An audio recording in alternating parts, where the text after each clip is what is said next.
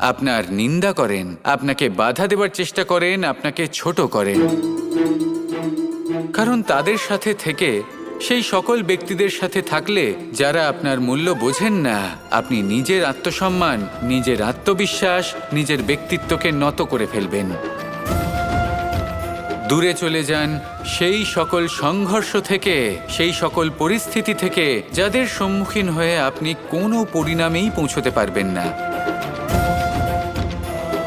যদি আপনি এইভাবে যুদ্ধ বিমুখ হয়ে উঠতে পারেন, যদি এই প্রবৃত্তি আপনি নিজের মধ্যে জাগ্রত করতে পারেন, তাহলে আপনার সামনে সেই যুদ্ধ চলে আসবে যাতে বিজয় লাভ করে আপনি নিজের অস্তিত্ব খুঁজে পাবেন।